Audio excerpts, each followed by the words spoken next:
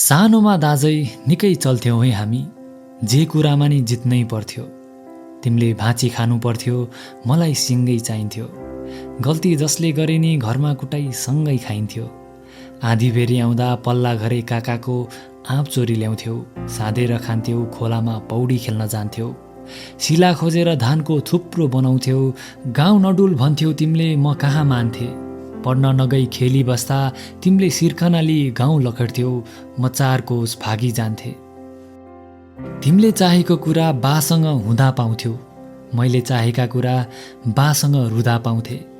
बा कुला र खेत धाउँथे, तिमीलाई गाई बस्तु धपाई वन पठाउँथे। निकै सङ्घर्षमय थियो है दाजै तिम्रो बालापन।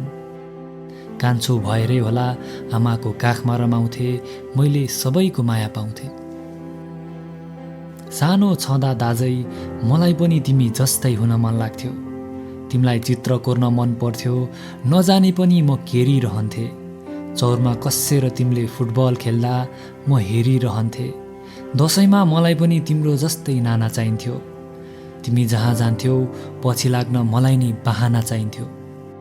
साइकल तिमीले चलाउँदा चढ्न मन लाग्थ्यो, किताब तिमीले खोल्दा पढ्न मन लाग्थ्यो।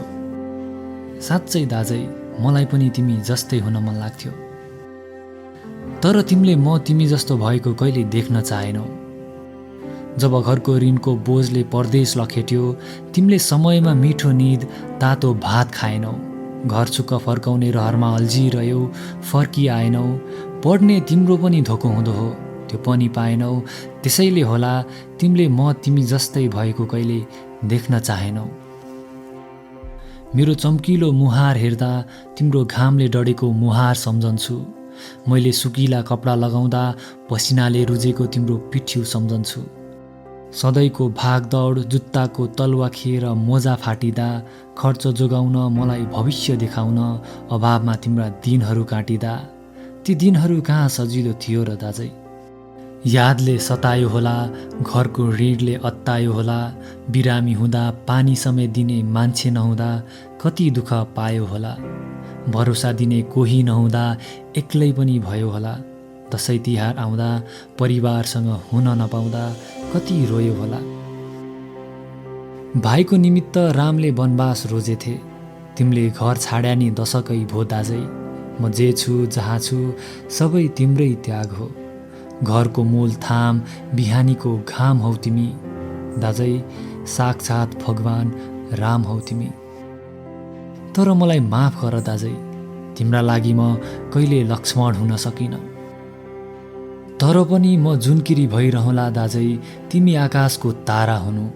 पतिङ्गर भई म भुइँमै सडौँला, तिमी बर्खाको छहारा हुनु। बगाइजाउन् तिम्रा सबै आँसु मेरा आँखा भइजाउन्। मेरो सबै पुण्य तिमीलाई दाजै, तिमी चाहिँ कहिले नरुनु। चाहे दुनियाँले जे सोचुन्, मेरो पाउँले तिमी हिँडेको डोप रोजुन्। कद जति नै ठुलो भए पनि मेरो शिरले तिम्रो पाउ खोजुन्। धैर्य राख दाजै, एक दिन तिमीलाई पनि संसारले चिन्नेछ। तिमीले प्रगतिको सिँढी चढिरहनु, यो भाइ तिम्रो निम्ति सिँढी बन्नेछ। भन्नेछ सारा दुनियाँलाई तिम्रो सङ्घर्ष सफलताको कथा। बैरी आइलाग्दा कसैले जाइलाग्दा अग्रपन्थीमा यो भाइ लड्नेछ। सपना देख्न कहिले नछोड्नु दाजै, तिम्रो भाइ पनि तिमी सँगै अघि बढ्नेछ। मेरो शान ज्ञान मान हौ दाजै, तिमी त भगवान हौ दाजै। मेरो पुण्य पनि तिम्रै लागि दाजै, बरु मेरो थैली रितियोस्, तिमी कहिले नरितिनु। तिमी कहिले दुःख हुन नपरोस् दाजै, तिमी कहिले रुन नपरोस्। हुन त दाइ भाइको सम्बन्धले यो समाजमा शत्रुको उपनाम पाएको छ। निकै कपटी छ यो दुनियाँ, परिवार मिलेको यहाँ कसले पो देख्न चाहेको छ। कुरुक्षेत्र जित्नु छैन दाजै, सदैव तिम्रो मन जित्न सकूँ। तिम्रै छत्र छायामा रहेर तिमीबाटै ज्ञान सिक्न सकूँ। अरूले सब थोक खोजुन् चाहे जे रोजुन्, मेरो भागमा चाहिँ तिमी पर्नु दाजै।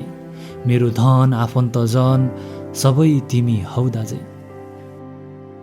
जीवनको हरेक सङ्घारमा तिमीसँगै उभिन सकू, तिम्रो जित अनि हारमा।